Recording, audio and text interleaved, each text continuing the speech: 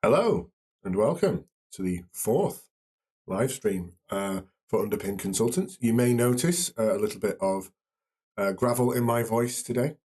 The reason is I'm just currently recovering from a cold, so a little bit of cough, a little bit of kind of sinusy things. So apologies in advance for my dulcet, slightly more gravelly tones than usual.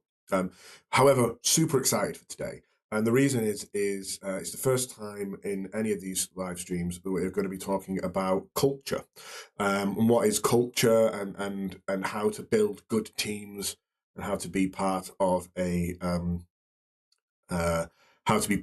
team and lead teams that do great things and make people feel great about themselves. And what we're going to do today is we're even going to switch up the usual format of the presentation. We're going to go a little bit more fashion, because today we're going to be talking about SCARF. And SCARF is a methodology found across leadership and human resources. It's all about building good teams. So, what is SCARF? Well, SCARF was developed by David Rock in 2008, and it's a way to create a better culture for your team. It highlights the things that humans need to make themselves feel comfortable and to create a comfortable environment for other people and humans. The reason why I'm using the word people here is because this doesn't exclusively work for teams and employees. I'm a consultant and I regularly pull together teams of people who need to do a specific job, whether that be build a website or run a marketing campaign or run a business campaign or build a company from scratch. Some of those people are employees, some of those people are consultants, some are freelancers, and they all need to be treated with respect. They all need to be treated the same, and they all need to feel part of a team. So this is not just a case of having your employees of the business that you run working well, but also just in general. And I think there are some really good life lessons here as well for working out your how to build good teams in your personal life as well. So David Rock argues that humans need 5 things to feel comfortable in social interactions. They are status, certainty, autonomy, relatedness, and fairness. If you take the first letter of each one of those, it spells SCARF, which is what we're talking about today. So what does that mean? How can we apply it to our own teams and our own lives? And what happens when you don't provide these things to your team? What happens then? Those are the questions we're going to be talking about today, and hopefully we'll be able to gain some answers from it too. So, what SCARF does is it identifies key social drivers for improving workplace relationships. And what that means is it's what drives us psychologically, what drives us emotionally to do a good job, or alternatively, to do a bad job. And part of that is feeling comfortable. And you'll hear the word comfort and comfortable a lot today. And the opposite of comfort is obviously feeling threatened, feeling upset, feeling down. And I think we've all been in jobs at some point or another where we felt all of those things. And so what we want to do is when we're building our teams is to create an environment that is not like that. And that's about minimizing triggers. So what is setting off those feelings that cause stress and resistance. And if we can do that, we can improve the productivity of our teams and our organizations. And boosting leadership, because we have set a good, healthy organization and a good, healthy culture, we're able to do more for longer, for better, with everybody understanding what it is that they're doing. So what we're going to do is we're going to go through each individual letter of SCARF, and we're going to see what it means, how it works, and what those triggers are, and then see where we get to when it comes to looking at what the opposite of those things are. So the first one is status, or if you're from across the pond, status. Status is everything that you want to feel when thinking about your job. It's about feeling important and valued. It's about knowing what you are within the company, to be respected within the company, and to have the security of the job that you do. So what does that look like? We've all been in jobs where we're not quite sure that people around us respect the work that we do. And part of that is on the employee to do a good job and to do the right things, but it's also part of the company to define what is their job, what does it look like, um, when do you come to that person, how do you treat them, that person's job is secure, that they're not going to be moved out and moved back in, and to deal with the job title instead of the person. So that's being respectful to the job and where it sits in the business and how it works.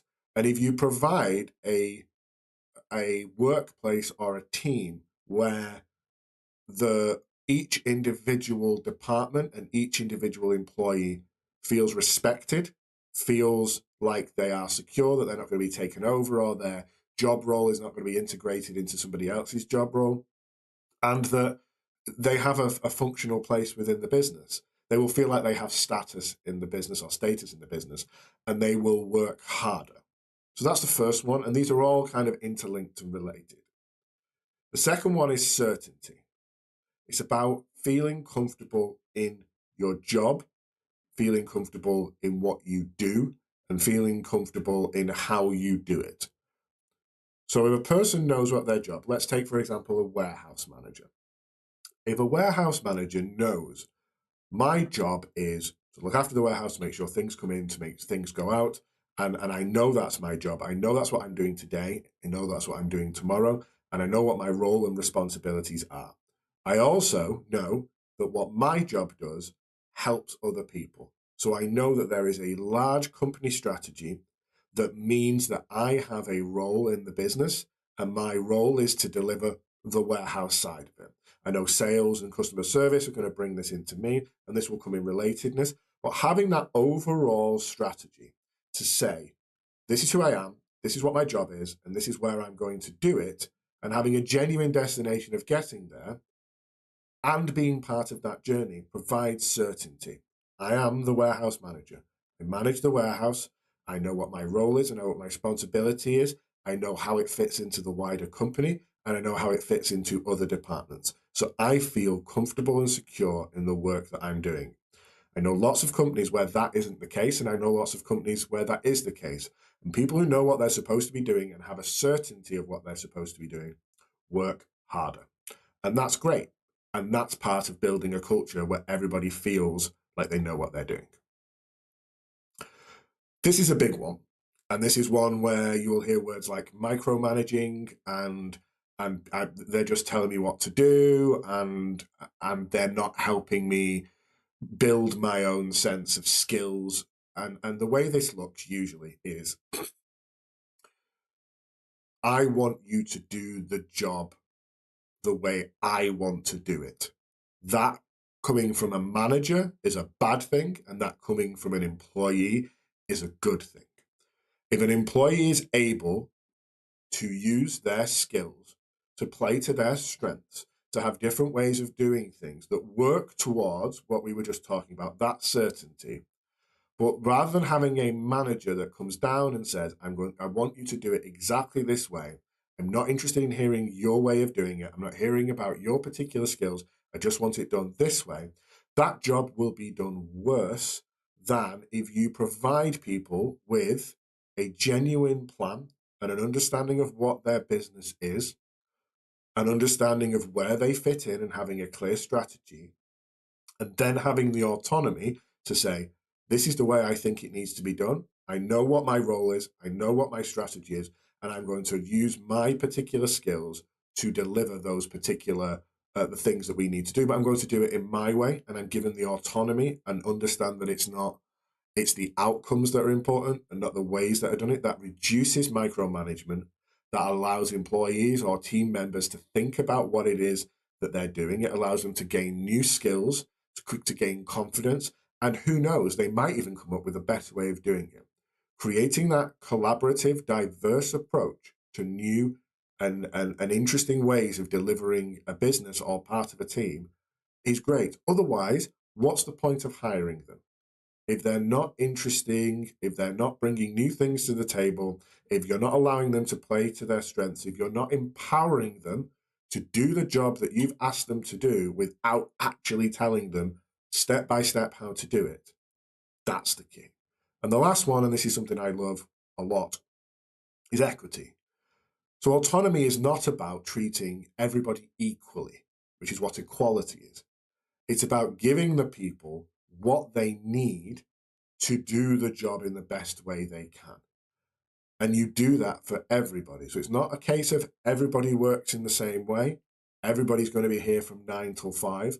If somebody needs to work from 8 till 4, if somebody needs a certain type of desk, if someone has ADHD and they need particular kinds of support, give it to them, empower them, give them the autonomy to do the job that they want to do in the way that they want to do it. And if you don't like the way they do it, then there's an issue with the way you've hired them or the way you've set that team up.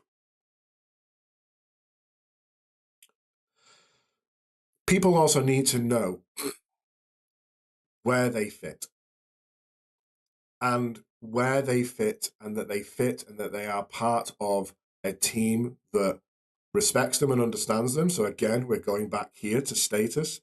We're going for certainty. They know what the strategy is. They know where they fit into that strategy. They have the ability to do that work. Sorry, I just need to cough. Bear with me a second.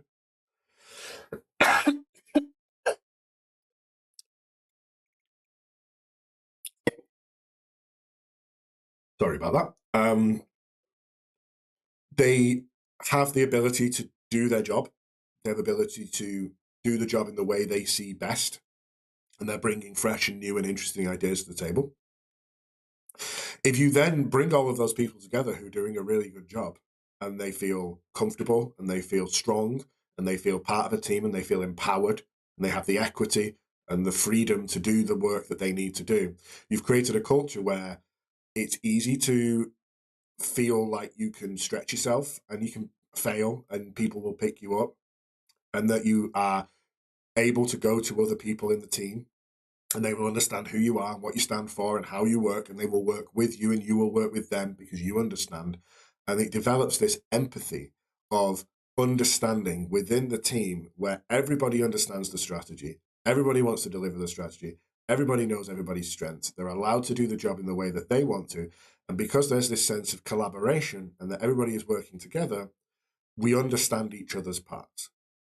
And therefore, we understand what everybody else's job is. And if we all know our job and we all do it, that's true teamwork. And finally, fairness. Rules are set out. Everybody knows their jobs and people see the workplace as fair. That doesn't mean that everybody gets treated the same. It means that there is a consistency and an understanding and a transparency.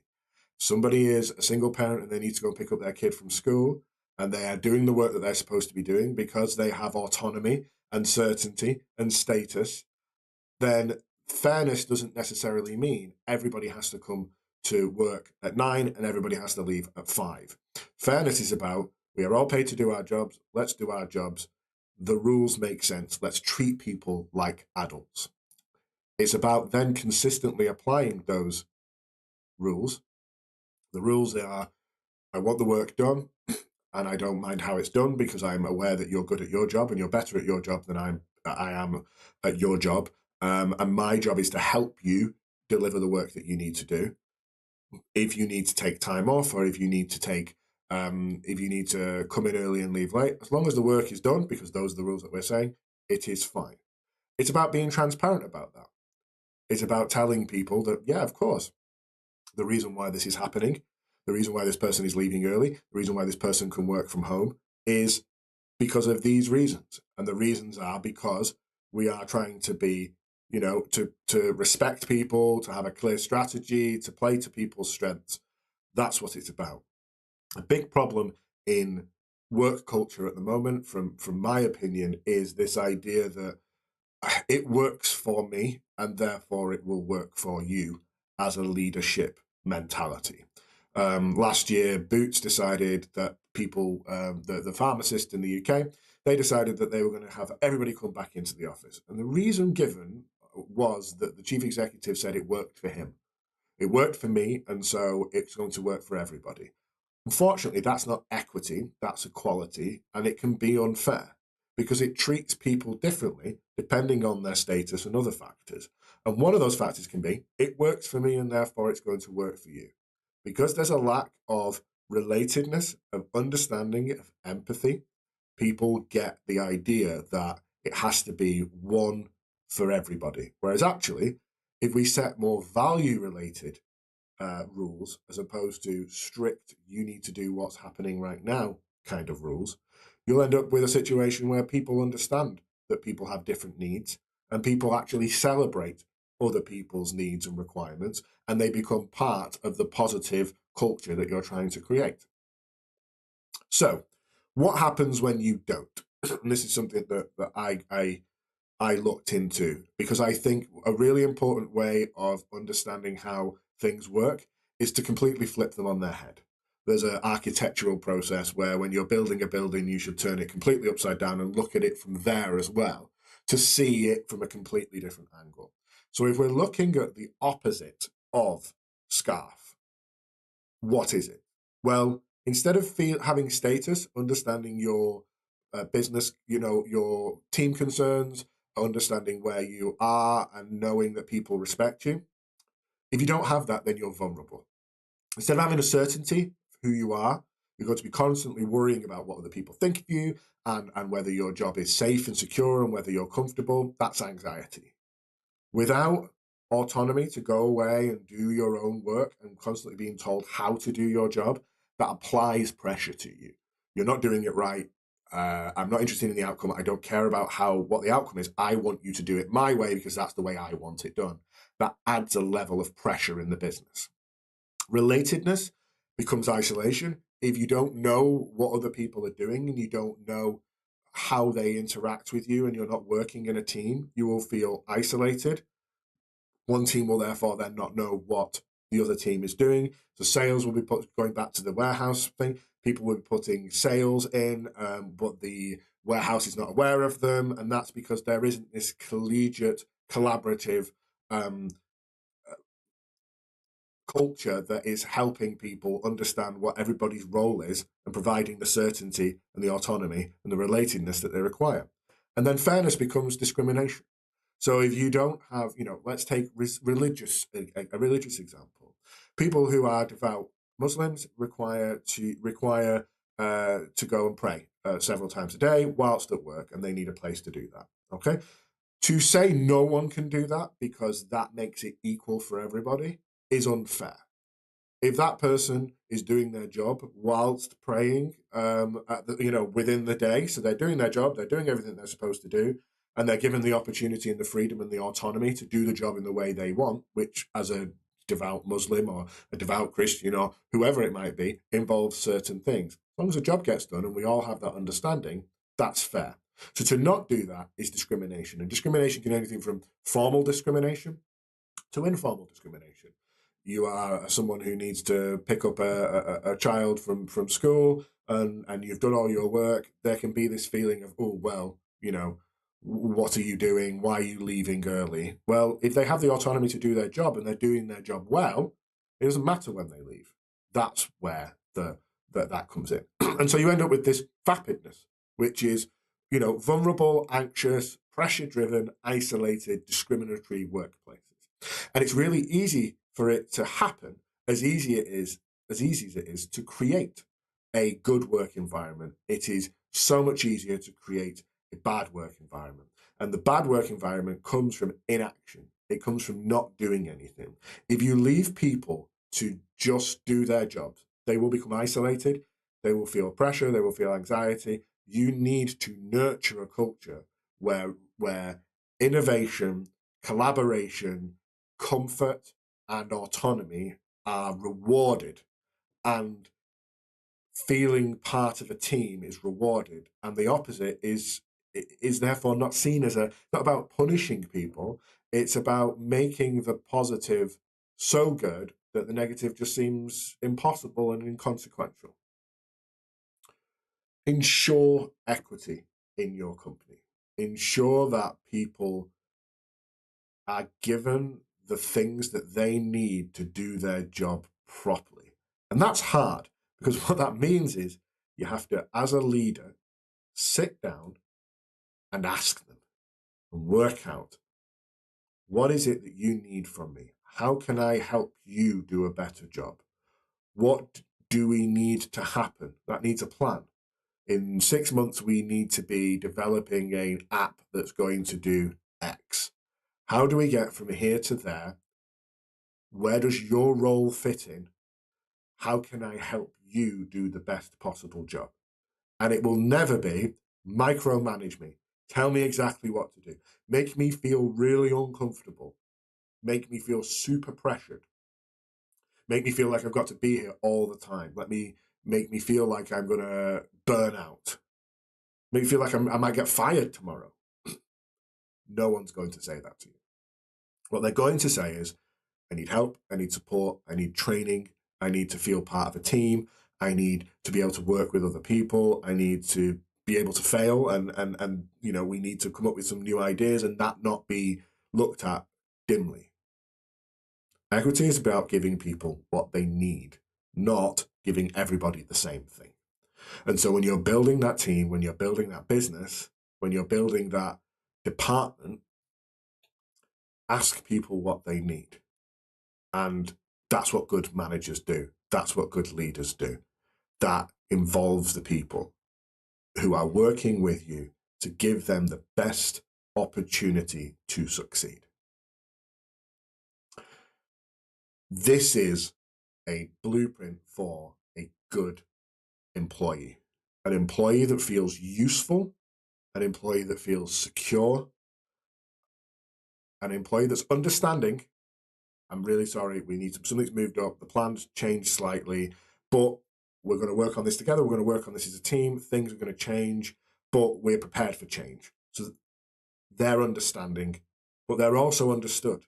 So when they turn around and say, that's great, but I need you to do this, I need you to, I'll need extra support, I'll need extra help here, I'll need another person. You can then have an honest negotiation, person to person, about what's required. They need to be empathetic, and the only way that they can be empathetic, the only way they can understand the feelings and thoughts of other people, of other departments, of the leaders, is to be in regular contact with them, to understand where everybody is, where everybody's up to, and that's regular, useful meetings to understand where businesses are, where departments are, and how they can move forward together. Part of a fair team, everybody feels secure, everybody feels like they are, they understand what everybody else is doing, and honest. I'm sorry, something has gone wrong. I would like your help to fix it. I think we can do this together. Accepting that responsibility, being honest about what it is that you need, and being fair about it, and having a discussion and coming to a mutual solution will provide you with a team that is more of a team of equals, because everybody's bringing their own part, everybody's bringing their own usefulness, everyone's bringing their own security and their own understanding and their own empathy. That team of people will be able to solve a problem much better than an individual person barking and shouting and getting stressed and not understanding what teams need. So that's SCARF. And what SCARF is super useful for is creating that equity. But what is needed is a leader at the top, is someone who is understanding that they don't get to make all the decisions and that they need to collaborate with other people. At the end of the day, they're going to have to make, yeah, we're going this way. I'm the leader. I'm going to go and I'm taking you with me and we're all going to go together. But having a plan that everybody feels part of, that everybody feels secure in, that everybody understands what their job is, and that they've had a real positive way in to understanding and feeling part of that team and part of that plan, that's super important. And what that does is that allows people to work for longer because they feel like they have a real share in it. And it makes your job easier as a leader because you're not having to reduce people's autonomy and micromanage people, because you've said, we've got a plan. There's 3 parts to this. The delivery part is in charge of the delivery manager, of the project manager. I've spoken to them. I've spoken to everybody else. They know what they need. They know what they need to do. They feel comfortable in their task. They've got the team around them that needs to work in the right way. They all understand what they're doing. They all understand why they're doing it. And so they know that in 2 weeks, we need to come back and deliver this. And they feel comfortable because there is an honest and fair approach that if they can't do that, they know they can come to me as a leader and I will say, great, thank you for bringing this problem to me. How do we solve this together? Not, we're going to do this. We're going to do that. I don't care what you think. That's a much better way of doing it. So I think it's really important to build those teams early and to build them fast, but to build them together. We're going to talk more about team building and missions and values and priorities within business departments, within companies that allow people to grow and get promoted and do more and be more and allow leaders to stop managing and start leading. So that'll be the next one that we're going to be looking at. Thank you so much for joining me today. I really appreciate it. I'm really enjoying, again, being honest, really enjoying doing these. It's really helpful for me to kind of speak these things that I really do genuinely care about. If you've got any feedback, any comments, anything you want me to look at in the future, again, I want to build a team that follows SCARF on here, and I want to work with people and I want to help them understand their businesses better so that they can grow businesses that work for them, that aren't a burden or a stress or something that controls them, but then they can